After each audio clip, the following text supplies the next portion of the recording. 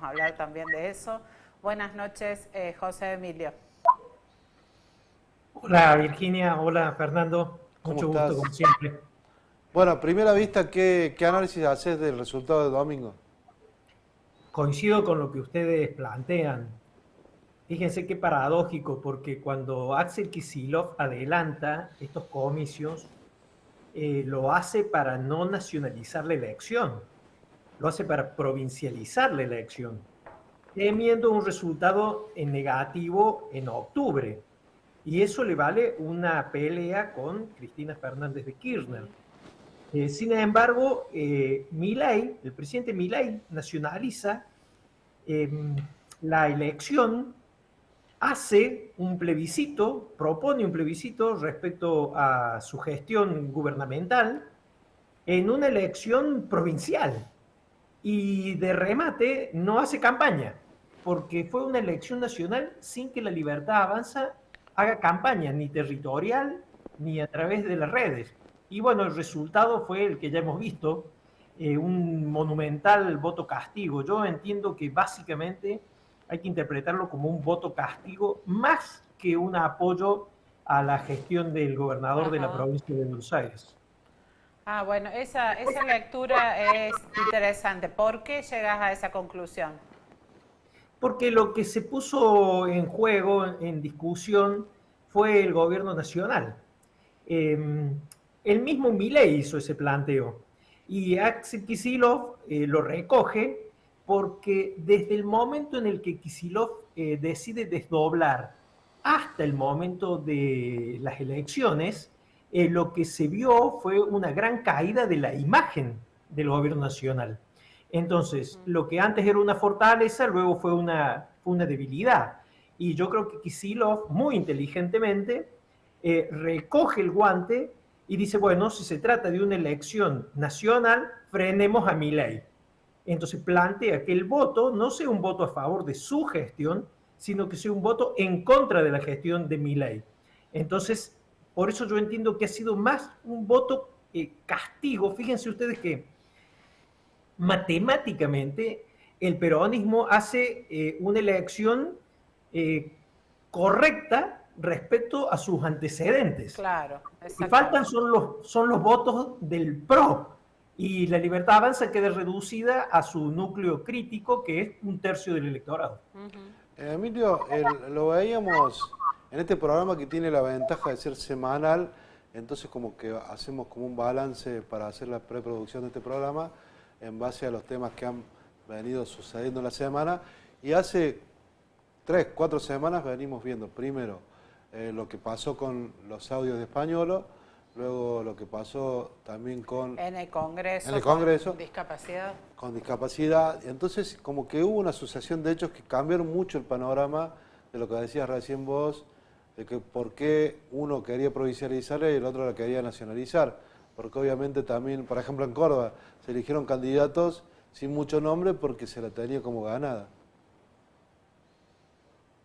Se fue el audio. Entiende, Ahí está.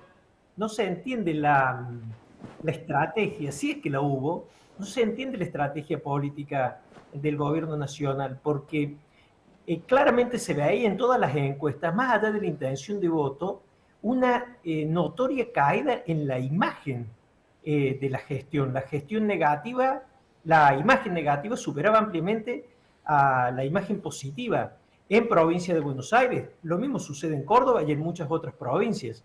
Entonces, ¿a qué gestión se le ocurre plebiscitar su gobierno cuando está en un momento donde la imagen cae? Pero claro, no tomaron nota de eso. Yo creo que hay una soberbia muy grande en el gobierno nacional que les impide analizar la situación previa y la situación posterior a la elección. Yo estoy convencido que el voto castigo viene por una cuestión económica. Los audios, siendo algo muy importante desde el punto de vista institucional, si bien se trata de sospechas, nada se ha comprobado judicialmente, por supuesto, pero lo que hacen es detonar el malestar de la sociedad por la situación económica. Probablemente en otras circunstancias, concretamente, si el poder adquisitivo no estuviera tan golpeado, probablemente el impacto negativo de los audios y de estas sospechas de corrupción no hubiera sido tan fuerte.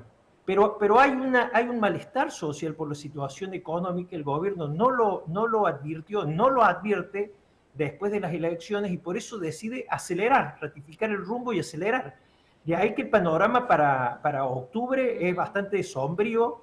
Desde mi punto de vista, hace 2 meses yo hubiera dicho, de hecho lo decía, era mi análisis, que en las elecciones de medio turno la sociedad o la mayoría de la sociedad iba a valorar positivamente la gestión de Milei, sobre todo por el control de la inflación. Pero el panorama ha cambiado mucho y no es mérito de la oposición. Son tropiezos del propio gobierno. Ahora vemos a un gobierno en una encerrona realmente en todos los frentes donde uno mira.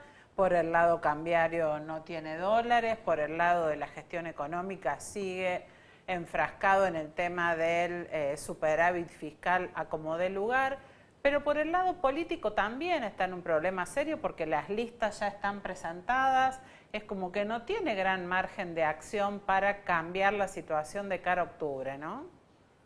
No tiene margen, pero además no tiene margen, me parece, para resolver la causa del problema, y la causa del problema es el malestar social por las consecuencias de la política económica, porque si bien ha disminuido la inflación, claro, el poder adquisitivo se ha perdido. Esto que dicen las encuestas, que las familias, la gran mayoría de las familias argentinas no llegan a fin de mes, bueno, entonces lo de la inflación se relativiza. No tiene tiempo, no tiene ganas de rectificar el rumbo de la economía, porque el plazo hasta octubre es muy corto y además porque la decisión es la contraria. Pero además desde el punto de vista político, son los mismos. O sea, esta mesa política No te iba a preguntar. es realmente una demostración de la falta de reacción. O sea, son los mismos. Yo creo que es una manera encubierta de empoderar mucho más a Karina Milei. Y además, fíjense que se dice, bueno, ahora el presidente va a tomar la conducción política. Entonces, es raro pensar que la solución va a venir por el liderazgo de Javier Milei, porque si hay algo que le ha faltado hasta ahora, es liderazgo político. Fíjense lo que está pasando con algunos aliados muy importantes, como Luis Juez, por ejemplo. Claro, tiene toda la razón del mundo, Juez, cuando dice, ¿cómo van a controlar la economía si no pueden controlar un par de tuiteros? Tiene razón y es un aliado. Entonces, yo no veo cómo van a revertir la situación hasta octubre, lo cual, si el resultado es el que uno puede visorar en este momento, un resultado negativo en octubre, hay que pensar en el día después, o sea, en el 27 de octubre, porque al gobierno le restan 2 años de mandato. ¿Cómo ves bueno, sé que tu último libro habla de este camino del medio, ¿no? El libro se llama El medio también existe. Ahí está. Sí, tal cual. Bueno, justamente por ahí es lo que incluso está sucediendo en algunos lugares del mundo, el salirse de las extremas derechas y de las extremas, o de los extremos para irse al medio, ir por el medio, es un poco lo que se plantea con este esquema o coalición de Provincias Unidas que va a debutar en octubre. ¿Cómo analizás ese camino teniendo en cuenta también los humores sociales y económicos de nuestro país, que son muy particulares? Yo creo que en ese libro lo que se hace es presentar una serie de conclusiones que son resultado de 10 años de investigación en diferentes países de América Latina, prácticamente en todos los países de América Latina con regímenes democráticos, por lo menos desde lo formal. Y la gran conclusión es que el fracaso de las políticas públicas tiene que ver con los extremismos ideológicos, con los extremos. Independientemente de si son de derecha, son de izquierda, son conservadores, son progresistas, el extremismo, esa incapacidad de dialogar con los otros y de buscar consensos, porque se puede ganar una elección siendo extremista. El caso de Milei es un ejemplo clarísimo. Lo que no se puede es gobernar. Claro. Entonces, eso hace que las políticas públicas fallen, que los problemas siguen irresueltos y que finalmente la sociedad se desencante con la propia democracia, cosa que vemos, por ejemplo, en el abstencionismo electoral. Es claramente una señal de desencanto con la democracia. El medio es el equilibrio, es la capacidad de establecer algunos equilibrios entre distintos actores políticos y sociales. Casi que es una cuestión de sentido común. Hay varias formas de establecer esos equilibrios. Yo me resisto a que la alternativa es, bueno, la avenida del medio, la ancha avenida del medio, que no siempre es tan ancha, pero no es ese al medio al que yo me refiero, no es una tercera fuerza política que compita con los extremos, no necesariamente. Por ejemplo, en Uruguay, que es una democracia que yo estudio mucho, claro, por las posibilidades de dictar clases en Uruguay y trabajar con la Fundación Konrad Adenauer, no hay tres, hay dos fuerzas políticas. Y las dos están en el medio. ¿Cuál es la clave? Que ambas son equilibradas.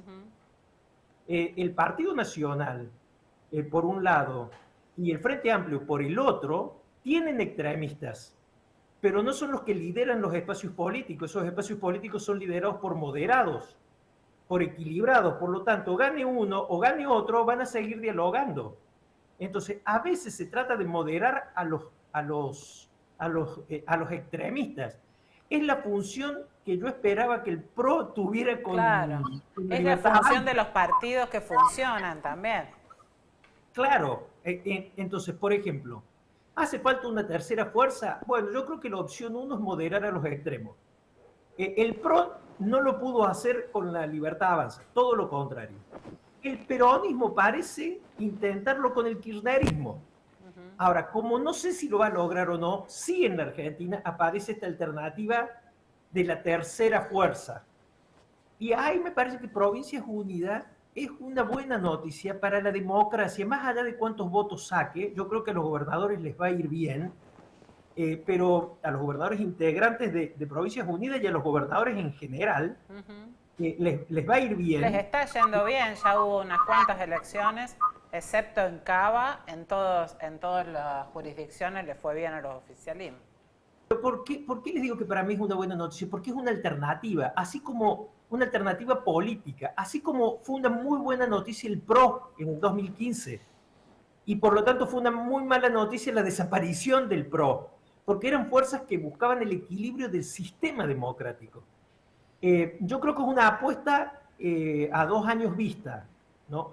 Fíjense que en la próxima elección va a ser una elección nacional, pero van a ser 24 campañas diferentes. Claro. El gobierno no logra entender todavía, me parece, que va a tener que enfrentar 24 campañas diferentes. Va a intentar nacionalizar el discurso, pero en cada territorio va a tener del otro lado a los gobernadores en la mayoría de las provincias. Y los gobernadores sí se juegan. Esta dejó de ser una elección de medio término. Piensen en Córdoba, por ejemplo. Ahora se discute el modelo Córdoba, pero en referencia al gobierno nacional, en contraposición al gobierno nacional. Entonces, va a tener que competir con gobernadores que tienen territorialidad. Y ahí me parece que se le va a poner difícil al gobierno nacional, porque además, si insiste con esto, de ir en contra del kirchnerismo, el kirchnerismo está a la baja. O sea, ha inventado un enemigo que en realidad ya no existe. Cuando en Córdoba, por ejemplo, se escucha decir a los candidatos que representan a la Libertad Avanza, por favor, vótennos para que no vuelva el kirchnerismo. Y en Córdoba el kirchnerismo es una cuestión minoritaria. Eso, ¿cómo lo va a entender el electorado cordobés? Lo mismo pasa en muchas otras provincias, por ejemplo en Santa Fe. Entonces, se va a enfrentar con gobernadores que tienen territorio y que tienen votos. Exactamente. Te agradecemos muchísimo, Emilio. Muy claro, como siempre. Bueno, gracias a ustedes. Buenas noches. Muy amables. Nosotros vamos a una pequeña pausa y enseguida volvemos con otro entrevistado. Muchas gracias.